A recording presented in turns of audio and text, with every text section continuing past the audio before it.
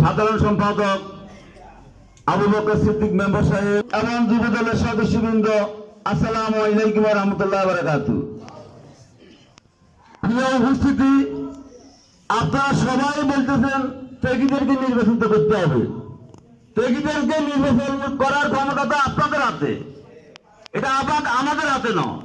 কিন্তু আপনারা ভুল যদি করেন, এই ভুলের মাসুল আপনাদেরকে দিতে হবে।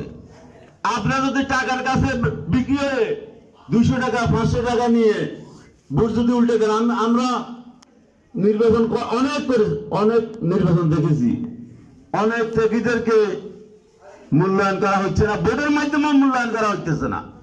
কারণ টাকার কাছে মানুষের আমাদের চরিত্র এত খারাপ হয়ে গেছে, আমরা ত্যাগীদেরকে মূল্যায়ন করতে জানি না, পরে দোষ দেন নেতাদের। এইখানে যারা সাজ কমিটিতে সদস্য হয়েছেন, আমি তাদেরকে বলবো, এই সদস্য সংগ্রহের ব্যাপারে কোনো সিম্পিতি করা হবে না, কোনো সিম্পিতি বরদাস্ত করা হবে না। আপনারা যারা ত্যাগ স্বীকার করেছে অতীতে, বিভিন্ন সময় আমাদের প্রোগ্রামে এসেছে, আন্দোলন সংগ্রাম করেছে, আপনারা সবাইকে চিনেন। এই মাটি নিয়ে আমরা সর্বোচ্চ আন্দোলন করেছি। এই মাটি নিয়ে মুন্সিগঞ্জ বাজারে যারা আন্দোলন করেছে, একদিন বাতের বিল আমি দুই দোকানে 20,000 টাকার জন্য বাতের বিল দিচ্ছি।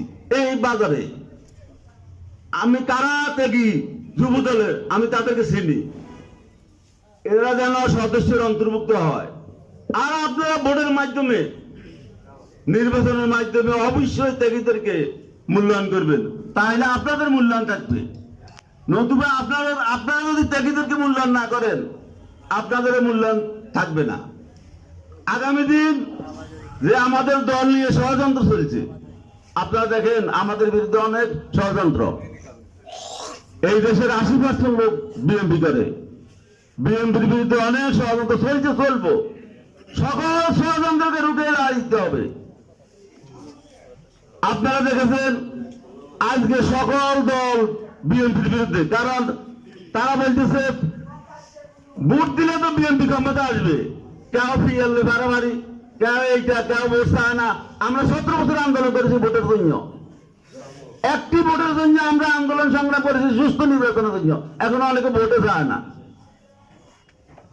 তাইলে এগুলো একটা ষড়যন্ত্র। এই ষড়যন্ত্র চলছে, আরো চলবো। আমরা আমাদেরকে সজাগ থাকতে হবে। আমরা দ্বিধাদ্বন্দ্ব করতে পারবো না, দ্বিধাদ্বন্দ্বে আমরা যেন জড়িত না হই।